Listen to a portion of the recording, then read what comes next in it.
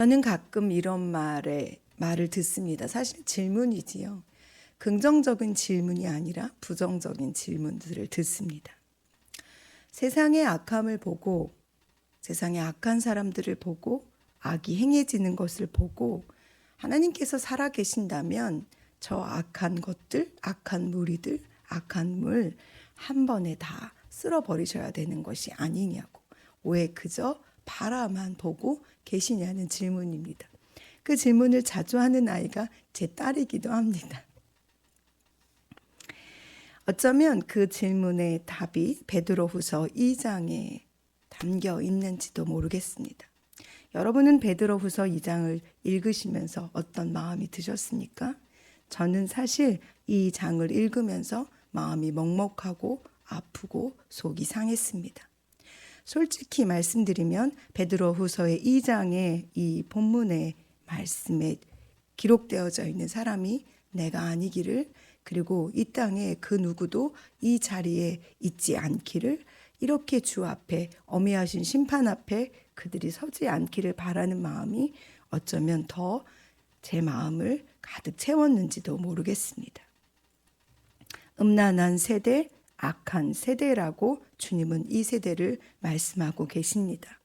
이 세대 가운데 그 세대를 따라 사는 자들의 특징은 가만히 들어온다는 것입니다.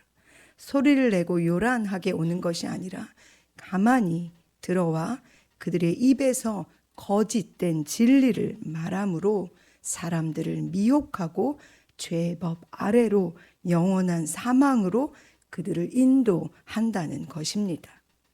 그리고 너무도 신기하게도 그것이 옳지 않고 그것이 우리의 눈에 우리의 귀에 들리기에 바르지 않음에도 불구하고 세상에 속한 사람들은 그들이 하는 거짓의 말을 듣고 그들을 따른다는 사실입니다. 나아가 진리 대신 예수 그리스도를 비방하고 그들의 비방의 말 내면에 자신들의 탐심으로 자기들이 지어낸 말을 끊임없이 한다는 사실입니다. 이런 사람들에게 분명히 하나님께서는 경고하셨습니다. 멸망에 대한, 심판에 대한 경고를 하셨음에도 불구하고 그들은 그 소리에 귀를 기울이지 않고 여전히 자신의 마음에, 자신의 소견에, 자신이 즐거운 대로 육신을 따라 살아갑니다. 노아의 홍수 사건이 하나님의 진노하심으로 이 땅에 주어진 엄미하신 하나님을 드러냈음에도 불구하고 그들은 소돔과 고모라 성의 멸망을 통해 경건하지 않은 자들을 멸망하시는 하나님의 의를 보았음에도 불구하고 본래 잡혀 죽기 위하여 난 이성 없는 짐승처럼 죽음을 향해 끝없이 달려가고 있습니다. 그들이 그렇게 빠르게 멸망과 죽음과 사망과 심판 앞으로 달려가는 이유는 무엇일까요? 창세기 11장 바벨탑을 짓고 있는 사람들의 모습에서 그 원인을 찾을 수 있습니다. 그들이 바벨탑을 짓는 이유를 11장 4절에 이렇게 기록하고 있습니다. 또 말하되 자 성읍과 탑을 건설하여 그 탑 꼭대기를 하늘에 닿게 하여 우리 이름을 내고 온 지면에 흩어짐을 면하자라고 그들이 서로 합의하고 의논합니다. 무엇입니까? 우리가 하늘까지 닿자, 하나님의 자리까지 올라가자, 우리의 이름을 거기에 내자. 그것은 사단의 하나님 거룩하신 그 이름에 대적하고 나오는 어둠의 세력이 갖고 있는 근본적인 성질입니다. 그러니 그들이 말하는 것은 하나님과 대적점에 있는 것이며 하나님처럼 되고 싶어 하는 것이며 하나님의 자리에 너도 될 수 있어, 그분처럼 할 수 있어라고 말하는 뱀의 유혹에 하와가 넘어간 것과 같지 않습니까?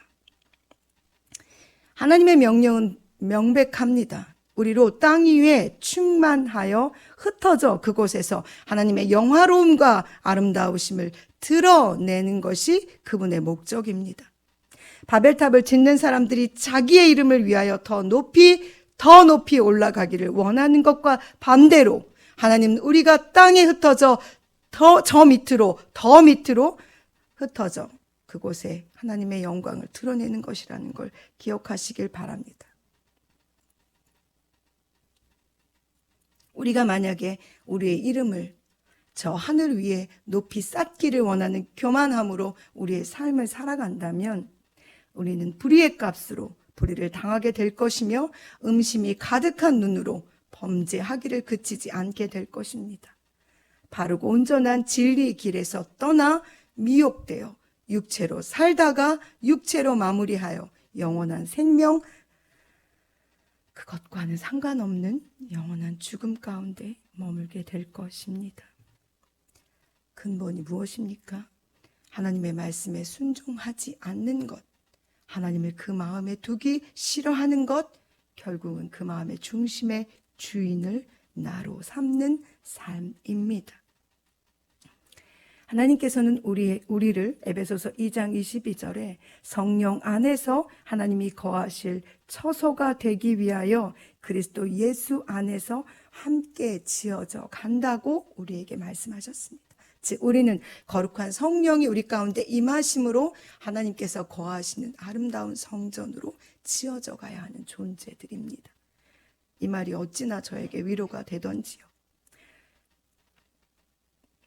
악하고 음란한 세대 가운데 우리가 거룩한 성전으로 지어져 가는 것, 우리의 힘과 의지가 아니라 거룩하시고 아름다우신 아버지의 영이며 우리의 구원자 되신 그리스도의 영이신 성령께서 우리와 함께 하심으로 우리를 그렇게 할 수 있도록 이끌어 가신다는 것이 우리에게, 이 세대를 살아가는 우리에게 위로와 힘이 되기를 진심으로 원합니다. 그래서 베드로 사도는 우리에게 이렇게 권면합니다. 하나님과 우리 주 예수를 알므로 은혜와 평강이 너희에게 더욱 많게 되기를 내가 원한다. 그의 신기한 능력으로 생명과 경건에 속한 모든 것을 하나님께서 우리에게 주셨으니 이는 하나님의 영광과 덕으로서 우리를 부르신 이를 알므로 말미암음이다. 이로써 그 보배롭고 지극히 큰 약속을 우리에게 주사 이 약속으로 말미암아 너희가 정욕 때문에 세상에서 썩어질 것을 피하여 신성한 성품에 참여하는 자가 되게 하셨느니라. 그래서 우리는 택하신 하나님의 족속이고 왕같은 제사장들이며 거룩한 나라요 그의 소유가 된 백성입니다. 우리의 정체성이 어디에 있는지 이 아침에 명확하게 여러분의 자리를 점검하시기 바랍니다. 우리는 그래서 어두운 데서 불러낸 존재입니다. 여전히 어두움에 머물러 사는 자들이 아니라 어둠에서 불러내 하나님의 귀한 빛에 들어온 자들이며, 그래서 우리는 이 아름다운 덕을 나로 하여금 빛 가운데 걸어가게 하시며 빛 가운데 살게 하신 하나님의 아름다운 덕을 선포하는 자로 오늘을 살아내야만 합니다. 사랑하는 여러분, 오늘 우리는 우리에게 허락해 주신 이 한날, 하나님께서 허락하신 이 한날의 벽돌을 통해 하나님의 성전으로 지어져 갑니다. 이미 의롭다 칭하셨기에 우리 이 악하고 음란한 세대에 고통받았던 롯과 같이 어쩌면 우리도 영적인 고통과 상처가 우리 안에 있을 수 있습니다. 그러나 기억하십시오. 롯을 그 어두운 데서 불러내서 구원해 내신 것처럼 우리도 이 음란하고 악한 세대에서 꺼내서 구원하실 능력이 하나님께 있음을 믿으시기 바랍니다. 그러니 도적같이 올 하나님의 그날을 사모하시며 오늘도 우리 주의 거룩하고 아름다운 성전으로 지어져 가기를 간절히 소망합니다. 기도하시겠습니다.